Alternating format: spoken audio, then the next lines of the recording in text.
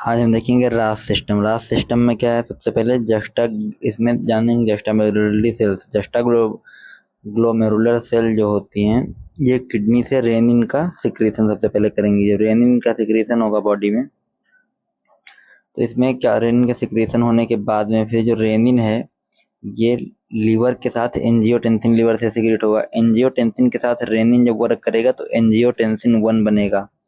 जब एंजियोटेंसिन 1 बनेगा, एंजियोटेंसिन 1 ये रहा, एंजियोटेंसिन 1 यहाँ पर ना, जब रेनिन इसके साथ में रिएक्ट किया, फिर एंजियोटेंसिन 1 से एंजियोटेंसिन सेकंड जो बनेगा वो एसी के प्रेजेंस में बनता है। एसी मतलब एंजियोटेंसिन कन्वर्टिंग एंजाइम। ये एंजियोटेंसिन 1 को एंजियोटेंसिन 2 में कन्वर्ट कर रहा है, इसलिए इसको एंजियोटेंसिन कन्वर्टिंग एंजाइम बोलते हैं। एसी का फुल फॉर्म है एंजियोटेंसिन कन्वर्टिंग एंजाइम। ये हो गया एसी। एसी का अगर रिएक्ट पूछा जाएगा तो बस इतना ही है। सबसे पहले किडनी से रेनिन, फिर रेनिन से एंजियोटेंसिन, एंजियोटेंसिनोजन लीवर से सिक्रेट हुआ, फिर रेनिन के साथ में जिसने रिएक्ट किया उसके बाद एंजियोटेंसिन फर्स्ट बना। फिर एंजियोटेंसिन सेकंड बनने के लिए एसी एंजाइम की जरूरत होती है। एसी कहाँ से सिक्रेट होता है? लंग्स से। एंजियोटेंसिन कन्वर्टिंग एंजाइम की प्रेजेंस में एंजियोटेंसिन 1 एंजियोटेंसिन 2 में कन्वर्ट होता है। फिर आगे एंजियोटेंसिन 2 जो है, अगर इसको ब्लड वेसल्स से वर्क करना है तो ब्लड वेसल्स की तरफ जाएगा तो oxidase stress vasoconstriction ADH secretion. ADH का मतलब होता है एंटी डायूरेटिक हार्मोन। ये किडनी में वर्क करता है। किडनी में वर्क इसका ये पोस्टीरियर पिट्यूटरी से सिक्रेट होता है।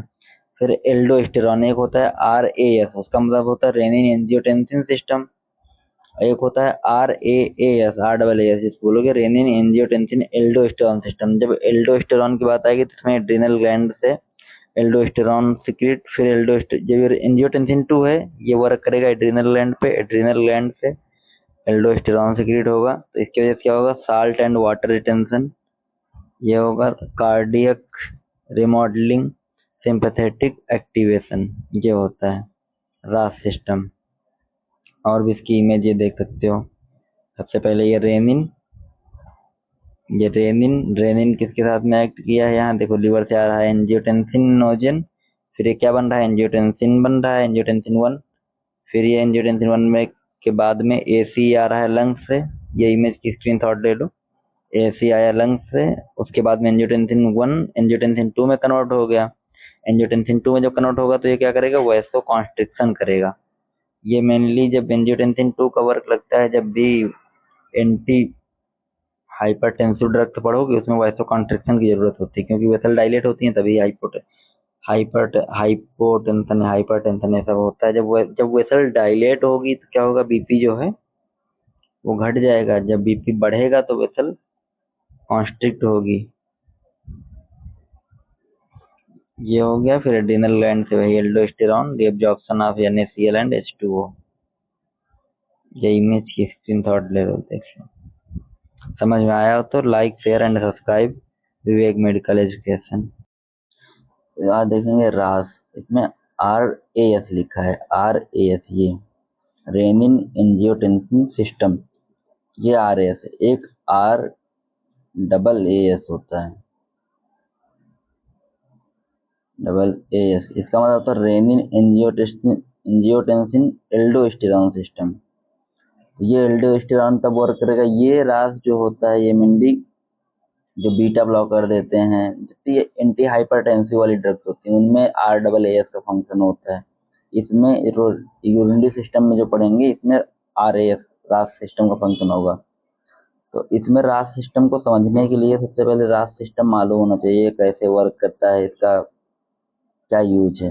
तो these drug affect blood pressure and kidney function by interfering with the renin angiotensin aldosterone system। ये देखो यहाँ पे पूरा लिखा है रेनिन एंजियोटेंसिन एल्डोस्टेरॉन सिस्टम जो हो गया रास। फिर इसके टाइप्स क्या है? AC inhibitors. एसी का मतलब क्या हुआ? Angiotensin converting enzyme. इनको क्या है, जो एंजियोटेंसिन कन्वर्टिंग एंजाइम है इनको जो इनहिबिट करती हैं वो मेडिकेशन कौन सी है? तो उसको बोल रहे हैं angiotensin converting enzyme inhibitors. Inhibitor मतलब वही एंटागोनिस्ट टाइप का, जो उसको उसके फंक्शन को रोके। तो एनालाप्रिल, लिस्नोप्रिल, राम रेमिप्रिल। इसमें याद रखो इसके लास्ट में जितनी एसी इनहिबिटर इनके लास्ट में PRIL सफिक्स होता है। PRIL जितने के लास्ट में ये PRIL आएगा वो ACE इनहिबिटर्स होती हैं। ये याद करने के लिए सही है।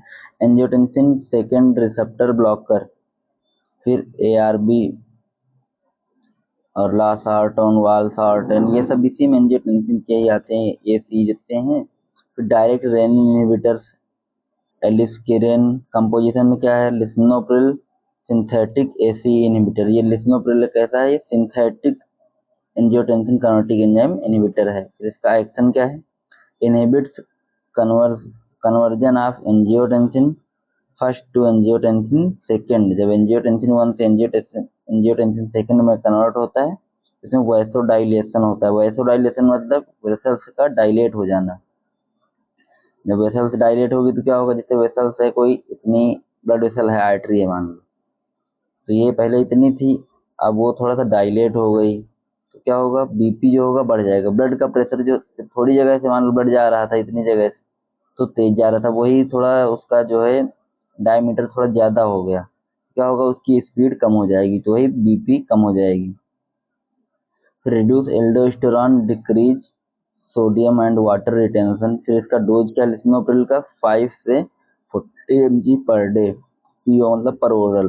जो 5 से 40 mg है, according to disease condition and age, उसके हिसाब से है। फिर किस सीवियरिटी में डिजीज है, कितना है, उसके हिसाब से ये ड्रग लिखी हुई है। 5 से 40 mg, 5 to 40 mg per day और पीओ पर ओरल।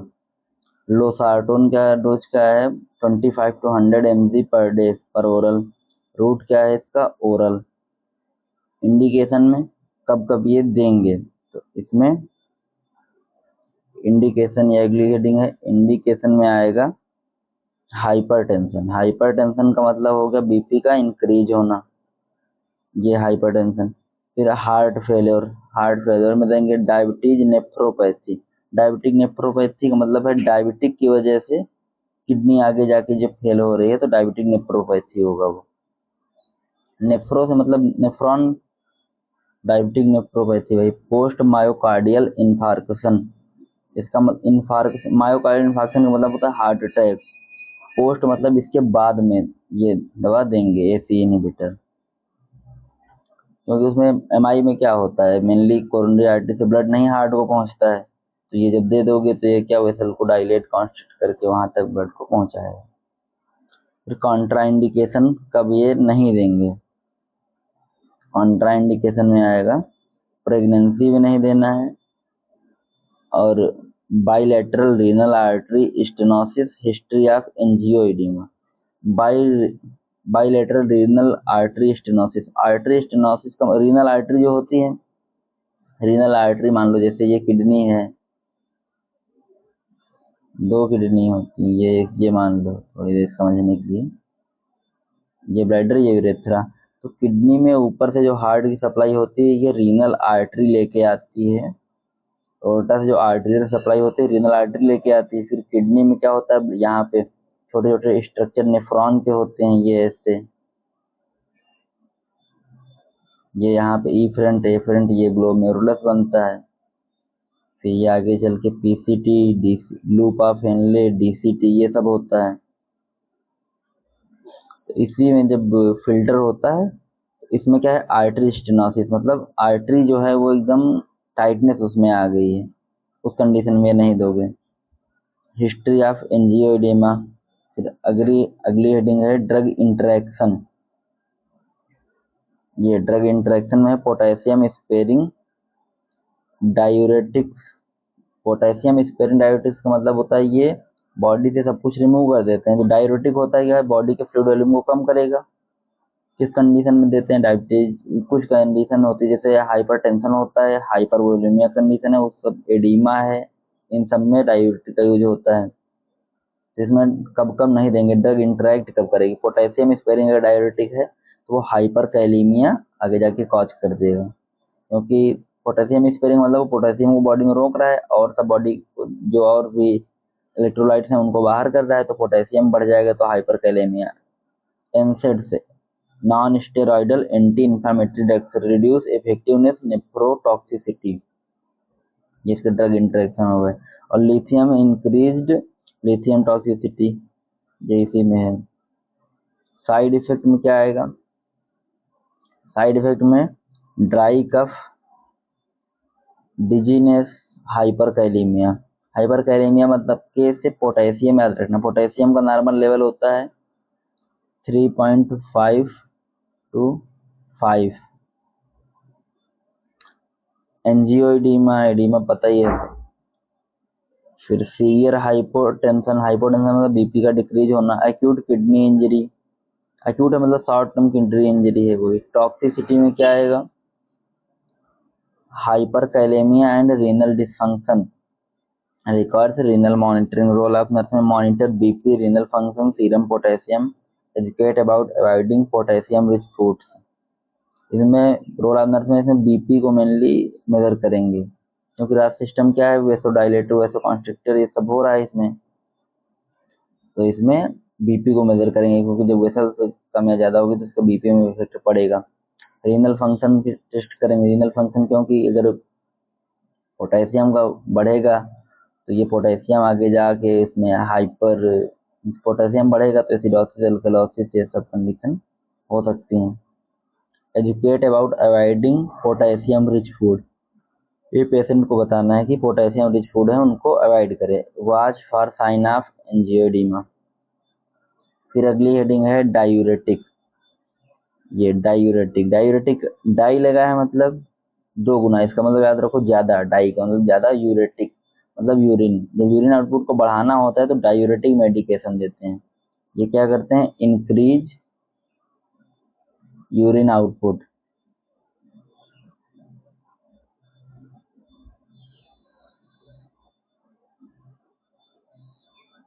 इसके हर डायूरेटिक अलग अलग जगह पे किडनी में फंक्शन करता है, उसके हिसाब से डायूरेटिक है। ये डायूरेटिक 5-6 टाइप के होते हैं मेनली। इसमें हर डायूरेटिक का अपना अलग लगभग रोल होता है। सबका काम वही होता है कि फ्लूइड, बॉडी का फ्लूइड वॉल्यूम को कम करना। लेकिन सब बॉडी के जैसे नेफ्रॉन होता है, ब्लड को जो फिल्टर करती है किडनी, किडनी के अंदर स्मॉलेस्ट यूनिट होते हैं नेफ्रॉन। इस किडनी में 1.3 मिलियन लगभग होते हैं नेफ्रॉन। तो एक कुछ होते हैं जो नेफ्रॉन के पीसीटी पे वर्क करते हैं, कुछ होते हैं जो नेफ्रॉन के डीसीटी पे वर्क करते हैं, कुछ हैं जो नेफ्रॉन के कुछ हैं जो नेफ्रॉन के लूप ऑफ हेनले पे वर्क करते हैं। ये सब इसमें होता है। इसमें जैसे डायूरेटिक की डेफिनेशन लिखना है, तो डायूरेटिक क्या कर रहा है? ये यूरिन आउटपुट को बढ़ा रहा है, तो इसमें क्या है? एक्सक्रीशन। तो एक्सक्रीशन इसमें ज्यादा होता है। इसमें लिखा diuretics are the type of drugs that increase the urine output या फिर increase the urine excretion from the body. इसकी डेफिनेशन ऐसे ले सकते हो। फिर इसमें लूप डायूरेटिक्स, लूप डायूरेटिक का मतलब होता है जैसे ये नेफ्रॉन, वो होता है नेफ्रॉन, तो इसमें जो स्ट्रक्चर पढ़ोगे पीसीटी, सबसे पहले होता है पीसीटी, फिर गलत हो गया थोड़ा सा, फिर एक होता है ये लूप जैसा जो बनता है, इसको बोलते हैं लूप ऑफ हेनले। ये लास्ट में जाके कलेक्टिंग डक्ट बन जाती है। ये होता है पीसीटी, ये इतना जो पार्ट है ये होता है लूप ऑफ हेनले। ये होता है डीसीटी। जो लूप ऑफ हेनले पे वर्क करेगा ड्रग, तो यहाँ पे क्या होता है? नेफ्रॉन में रीअब्जॉर्प्शन। तो जब यहाँ की वजह से ड्रग का रीअब्जॉर्प्शन यहाँ से जब रुक जाएगा रीअब्जॉर्प्शन, तो क्या होगा? यूरिन आउटपुट बढ़ जाएगा। तो ये लूप, जो लूप पे वर्क करते हैं उनको कहते हैं लूप डायूरेटिक्स। इसमें एग्जांपल है फ्रूसेमाइड, ये सबसे ज्यादा यही यूज होता है, मोस्ट कॉमन। फिर है थायाजाइड डायूरेटिक्स। थायाजाइड डायूरेटिक्स में हाइड्रोक्लोरोथायाजाइड, ये ड्रग का नाम है, hydrochlorothiazide. Potassium sparing spironolactone, potassium sparing diuretic में स्पाइरोनोलैक्टोन होता है। ऑस्मोटिक डायूरेटिक में ये मेनली नर्वस सिस्टम की जब कोई कंडीशन होती है उसमें देते हैं मैनिटॉल, उसकी वजह से जब। फिर होता है कार्बोनिक एनहाइड्रेज इनहिबिटर्स, इसमें एसिटाजोलामाइड, ये भी डायूरेटिक है। फिर है heading composition, furosemide, sulfonamide, loop diuretic. ये फ्रूसेमाइड है, इसमें सल्फोनामाइड लूप डायूरेटिक है। ये एक्शन क्या है इसका?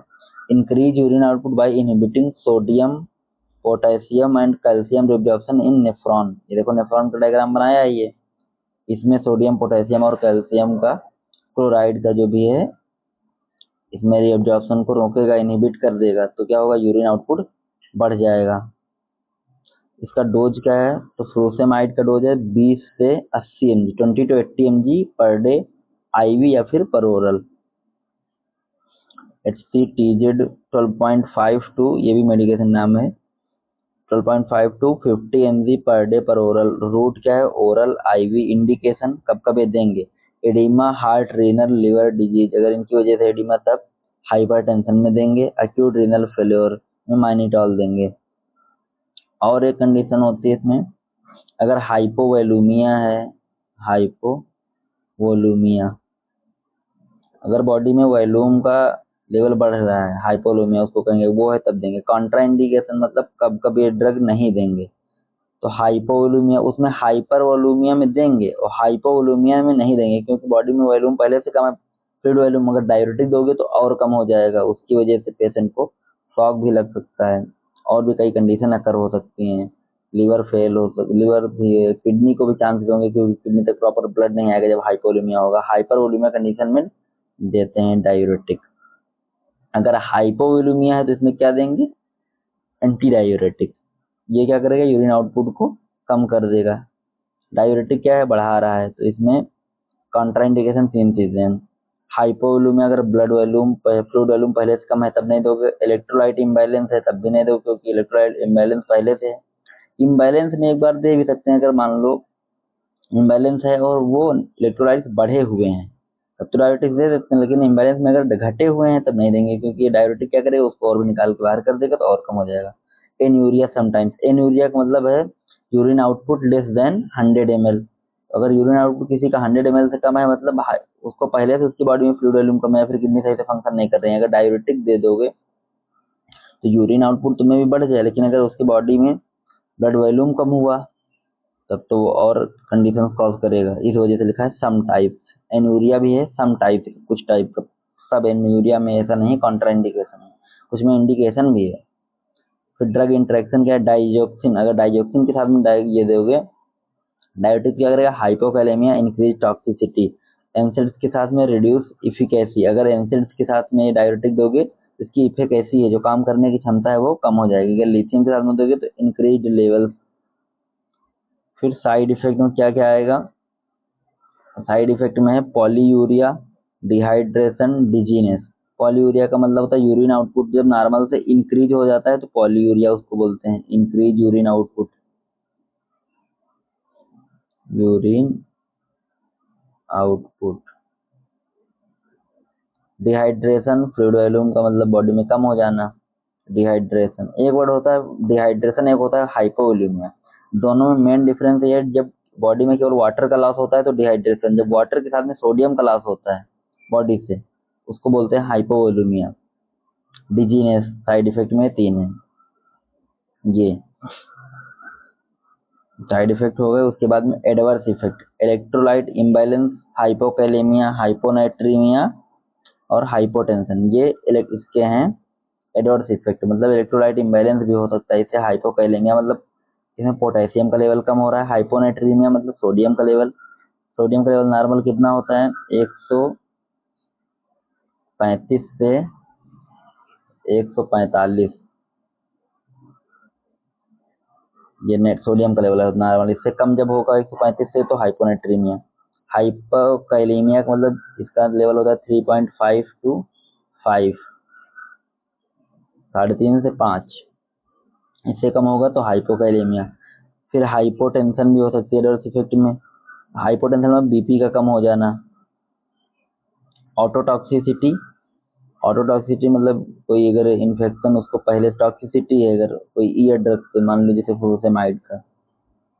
टॉक्सिसिटी में इलेक्ट्रोलाइट डिप्लीशन, रीनल इम्पेयरमेंट, अगली हेडिंग है role of nurse, monitor intake and output daily weight electrolytes. IO का मतलब है आई से इनपुट, ओ से आउटपुट, इनपुट आउटपुट जो चार्ट होता है वही है इसमें, आउटपुट और ये इन जो इनटेक आउटपुट चार्ट जो लिखते हैं वही है। Assess for dehydration and hypotension, dehydration and hypotension को देखने के लिए क्या यूज करेंगे, तो स्फेग्नोमैनोमीटर। और डिहाइड्रेशन की बॉडी इंटीग्रिटी चेक करनी है तो स्किन को हल्का सा अपर टाइप उसको खींचेंगे, उसको फिर छोड़ेंगे, देख रहे हो कितनी देर में नीचे जा रही है डिहाइड्रेशन, उससे थोड़ा सा पता चल जाता है। फिर अगला ड्रग है एंटी डायूरेटिक। डायूरेटिक क्या कर रहा था, यूरिन आउटपुट को बढ़ा रहा था, तो एंटी डायूरेटिक क्या करेगा, इसको डिक्रीज करेगा। It is a type of drug which decrease urine, नहीं हाँ, डिक्रीज यूरिन आउटपुट। ये कब कब देंगे, तो कॉमन ड्रग इसमें कौन कौन से आ रहे हैं, डेस्मोप्रेसिन, ये सबसे कॉमन ड्रग है एंटी डायूरेटिक की। डेस्मोप्रेसिन ये क्या कर रही है, यूरिन आउटपुट को डिक्रीज करेगी, और डायूरेटिक क्या कर रही थी, इंक्रीज कर रही थी। अरे डायूरेटिक का मतलब याद रखो, इंक्रीज करेगी, एंटी मतलब उसके अगेंस्ट करेगी, तो क्या करेगी, डिक्रीज करेगी यूरिन आउटपुट को। डेस्मोप्रेसिन इसमें कॉमन ड्रग है। फिर कंपोजिशन, कंपोजिशन में क्या है, सिंथेटिक एनालॉग ऑफ वेसोप्रेसिन। इसका एक्शन क्या है, इंक्रीज वाटर रीअब्जॉर्प्शन इन रीनल ट्यूब्यूल्स। अभी जो बताया था ये नेफ्रॉन का डायग्राम बना के, इसमें मैंने एक चीज बताई थी, ये लगभग ऐसा बनता है। तो ये पीसीटी यहाँ पे होता है, लूप ऑफ हेनले, ये डीसीटी। तो इसमें उसमें क्या हो रहा था, रीअब्जॉर्प्शन कम हो रहा था, तो जब रीअब्जॉर्प्शन कम हो जाएगा तो क्या होगा, यूरिन आउटपुट ज्यादा हो जाएगा, उधर जाएगा यूरिन में सब। और जब रीअब्जॉर्प्शन बढ़ जाएगा तो क्या होगा, यूरिन आउटपुट घट जाएगा। वही लिखा है, इंक्रीज वाटर रीअब्जॉर्प्शन इन रीनल ट्यूब्यूल्स। रीनल ट्यूब्यूल्स इसी को बोलते हैं PCT DCT loop of Henle. तो इसका डोज क्या होगा, 0.21 टू 0.4 mg पर ओरल डेली, और 10 टू 40 mg इन, मतलब 10 से 40 माइक्रोग्राम भी दे सकते हैं। एमसीजी का मतलब हो गया ये माइक्रोग्राम में, और एमजी मतलब मिलीग्राम। रूट में ओरल, इंट्रानेजल, आईवी, इसके 3 रूट हैं। इंडिकेशन में डायबिटीज इंसिपिडस। डायबिटीज इंसिपिडस में क्या होता है, एक हार्मोन होता है कॉर्टिसोल। जब इसमें कॉर्टिसोल का लेवल, इसमें मेनली कॉर्टिसोल और एडीएच रिस्पॉन्सिबल होते हैं। एडीएच मतलब एंटी डायूरेटिक हार्मोन, ये किडनी के फंक्शन में हेल्प करता है। एंटी डायूरेटिक हार्मोन, तो ये जब एडीएच जैसे मान लो घट रहा है, तो ये एडीएच का फंक्शन क्या होता है, रीअब्जॉर्प्शन कराना। अगर एडीएच घट जाएगा तो रीअब्जॉर्प्शन में इफेक्ट पड़ेगा। उसी की वजह से डायबिटीज इंसिपिडस में जानते हो क्या होता है, इसमें ये होता है, इसमें 2p साइन देखने को मिलते हैं। 2p का मतलब पॉलीयूरिया और पॉलीडिप्सिया, ज्यादा प्यास लगना हो गया पॉलीडिप्सिया, और पॉलीयूरिया मतलब यूरिन आउटपुट ज्यादा होना। इस कंडीशन में डायबिटीज इंसिपिडस में एंटी डायूरेटिक देते हैं। फिर नॉक्चुरल एन्यूरेसिस। एन्यूरेसिस का मतलब होता है bed wetting, bed wetting in night, bed wetting in night. इन लोग को इनकॉन्टिनेंस टाइप होता है, मतलब यूरिन पे कंट्रोल नहीं होता है नाइट में, उसी वही लिए लिखा है एन्यूरेसिस। नॉक्टूरल मतलब नाइट, एन्यूरेसिस मतलब यूरिन में कंट्रोल ना होना नाइट में, बेड वेटिंग जिसको बोलते हैं। कॉन्ट्रा इंडिकेशन में क्या है, हाइपोनेट्रीमिया और सीएचएफ। इसमें क्रॉनिक सीएचएफ है। फिर ड्रग इंटरेक्शन, सीएचएफ मतलब कंजेस्टिव हार्ट फेलियर, इस कंडीशन में कॉन्ट्रा इंडिकेट है। हाइपोनेट्रीमिया मतलब सोडियम का जब लेवल कम हो जाएगा, सोडियम का लेवल अभी बताया था 135 से 145 होता है। हाइपोनेट्रीमिया में सोडियम का लेवल जब कम हो जाएगा तब नहीं देंगे। कॉन्ट्रा इंडिकेट और सीएचएफ। कंजेस्टिव हार्ट फेलियर में भी, कंजेस्टिव हार्ट फेलियर या हार्ट फेलियर दोनों का मतलब वही होता है, तो इस दोनों में इसमें कॉन्ट्रा इंडिकेट है। ड्रग इंटरेक्शन, ड्रग इंटरेक्शन का मतलब है अगर कोई दूसरी ड्रग के साथ में ड्रग मिलेगी तो उसका इंटरेक्शन कैसा होगा, उसके साथ में कैसा फंक्शन होगा उसका। तो अगर एंसिड्स के साथ में मिल रही है तो इसमें इंक्रीज इफेक्ट हो जाएगा। इफेक्ट मतलब जैसे उसका है एंटी डायूरेटिक का क्या, यूरिन आउटपुट को कम करना, अगर एंसिड्स के साथ में है तो ज्यादा कम कर देगी, इफेक्ट को बढ़ा देगी, इंक्रीज इफेक्ट। फिर S S R I S, इसमें रिस्क फॉर हाइपोनेट्रीमिया, हाइपोनेट्रीमिया में जा सकता है इसमें, क्योंकि एंटी डायूरेटिक है। साइड इफेक्ट में नेजल इरिटेशन, क्योंकि अगर नोज से दे रहे हो तो नेजल इरिटेशन होगा। हेडेक तो लगभग सब में होगा, नोजिया वॉमिटिंग इसमें लिख सकते हो, बट उतना वो कॉमन नहीं है। Adverse effect water intoxication, hyponatremia, seizures, toxicity. Seizures हो गया, ये सब हो गया एडवर्स इफेक्ट में। और फिर है टॉक्सिसिटी, तो टॉक्सिसिटी में आएगा fluid retention and low sodium.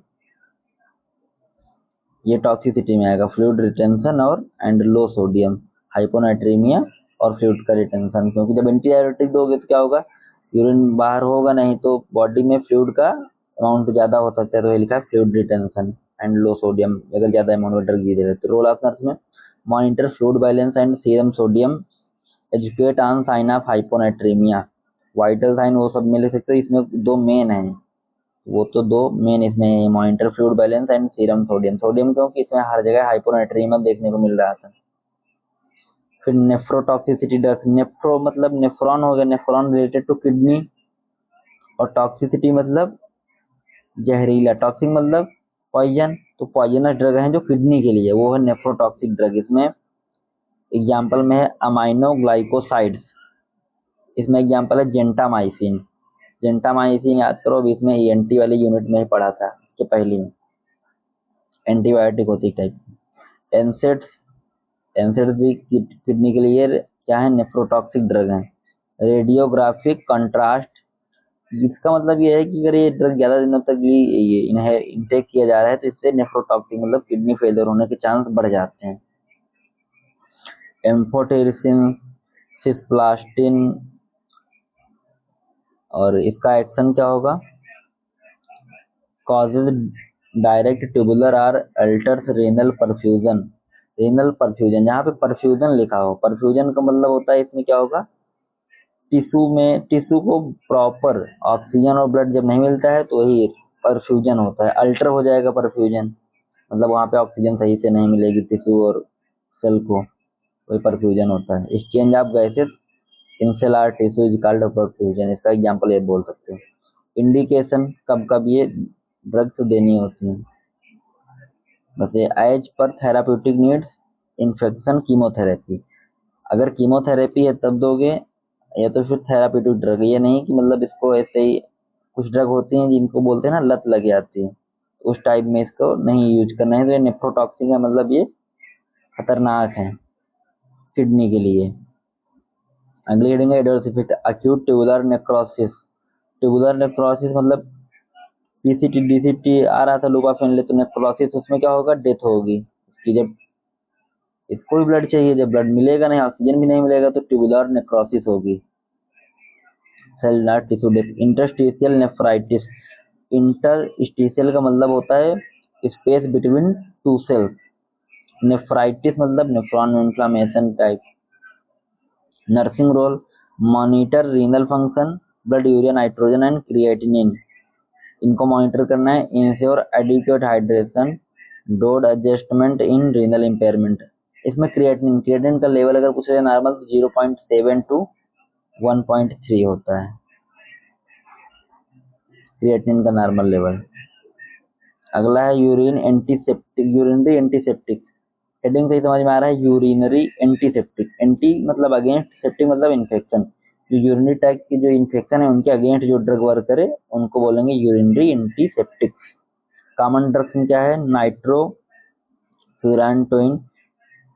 नाइट्रोफ्यूराटोइन और मेथेनामाइन, नैलिडिजिक एसिड, क्या लिखा है, नैलिडिजिक एसिड। उसके बाद एक्शन क्या है, बैक्टीरियोस्टैटिक और बैक्टीरियोसाइडल इफेक्ट इन यूरिन। मान लो जैसे ड्रग को दिया गया तो यूरिन में जो भी बैक्टीरियोसाइडल और बैक्टीरियोस्टैटिक, बैक्टीरियोस्टैटिक मतलब बैक्टीरिया की ग्रोथ को इनहिबिट कर देना, रोक के रखना, उसकी ग्रोथ और मल्टीप्लिकेशन ना होने देना, वो हो गया बैक्टीरियोस्टैटिक। बैक्टीरियोसाइडल मतलब बैक्टीरिया को खत्म कर देना, वो हो गया बैक्टीरियोसाइडल इफेक्ट इन यूरिन। ये दो इफेक्ट होते हैं, बैक्टीरियोस्टैटिक एंड बैक्टीरियोसाइडल। डोजेज, इसका डोज क्या है, नाइट्रोफ्यूराटोइन का डोज है 50 से 100 mg क्यूआईडी। क्यूआईडी का मतलब होता है 4 टाइम अ डे पर ओरल है ये। इंडिकेशन में क्या है, lower UTI, treatment of prophylaxis. इसमें lower UTI treatment, lower UTI treatment का मतलब है यूटीआई मतलब urinary tract infection. Urinary tract infection mainly किसमें होता है? फीमेल में। फीमेल में क्यों होता है? क्योंकि फीमेल के यूरेथ्रा का साइज छोटा होता है, लगभग 2 से 3 इंच होता है फीमेल का यूरेथ्रा, और मेल का यूरेथ्रा लगभग होता है 7 इंच, लगभग 7 इंच होता है। तो मेल में इतना यूरेथ्रा बड़ा होने की वजह से तो मेल में चांसेस कम होते हैं, फीमेल में चांसेस यूटीआई के ज्यादा होते हैं। प्रोफाइलैक्सिस का मतलब होता है बचाव के लिए, जैसे मतलब उसके डिजीज होने से प्रिवेंट करने के लिए पहले से ही उसको ड्रग देना, उसका मतलब होता है प्रोफाइलैक्सिस। फिर ये होगा इंडिकेशन। फिर कॉन्ट्रा इंडिकेशन में क्या है? रीनल इम्पेयरमेंट और प्रेगनेंसी लेट स्टेज। प्रेगनेंसी में कौन सी लेट स्टेज और रीनल इम्पेयरमेंट, अगर ऐसा है तो ये नहीं करना है। साइड इफेक्ट में क्या है? GI acid, urine discoloration. GI acid अधिकतर जितनी इनटेक ओरल वाली ड्रग है इनमें जीआई एसिड होने के चांस काफी बढ़ जाते हैं। जीआई एसिड होगा उसकी वजह से नोजिया वोमिटिंग भी हो सकती है। इसमें दो ही मेन लिखे हैं, urine discoloration and GI acid. Adverse effect में पल्मोनरी फाइब्रोसिस, हिपेटाइटिस। हिपेटाइटिस पता ही है, मान लो लीवर का इन्फ्लामेशन, इन्फेक्शन, उसमें hepatitis A B C D, alcoholic hepatitis, ये सब होता है। फिर न्यूरोपैथी। न्यूरो मतलब न्यूरॉन से रिलेटेड है। न्यूरो ब्रेन की अगर कोई डिजीज है उसको बोलेंगे न्यूरोपैथी। नर्सिंग रोल क्या? Monitor for pulmonary symptoms, educate to take with food, ensure full course compliance. Patient को बताना है, एजुकेशन इसमें मेन है नर्सिंग रोल में। Acidifier and alkalinizers of UTI treatment, ये अगला ड्रग है। इसमें यूरिनरी एसिडिफायर्स मतलब यूरिन को जो एसिडिफाई कर देंगे। अगर यूरिन का लगभग अगर पूछोगे पीएच कितना होता है तो 4 to 7 तक जा सकता है, 6.4 अधिकतर इतना ही होता है, एसिडिक ही होता है। लेकिन कुछ कंडीशन में ये अल्कलाइन में भी जा सकता है, तो उसको एसिडिफाई करने के लिए ड्रग देते हैं, यूरिनरी एसिडिफायर्स। ड्रग ड्रग में कौन सा है? एस्कॉर्बिक एसिड और अमोनियम क्लोराइड, ये ड्रग्स यूज होती हैं। एक्शन क्या? Lower urinary pH, inhibit bacterial growth. जब पीएच उसका घट जाएगा, एसिडिक हो जाएगा, तो क्या होगा? बैक्टीरिया की ग्रोथ इनहिबिट हो जाएगी, रुक जाएगी। यूरिनरी एल्किनाइजर्स, ये यूरिन को एल्कनाइजर करेंगे, यूरिन का उसके पीएच को बढ़ाएंगे। तो इसमें कौन कौन सी ड्रग आएंगी? ड्रग सोडियम बाइकार्बोनेट, इसको NaHCO3 के नाम से लिखते हैं। पोटेशियम सिट्रेट, ये दो ड्रग इसमें। Action raises urinary pH, reduce irritation and pain in the cystitis. Cystitis, cyst मतलब यही ब्लैडर से रिलेटेड है ये। सिस्टाइटिस मतलब ब्लैडर में इन्फ्लेमेशन।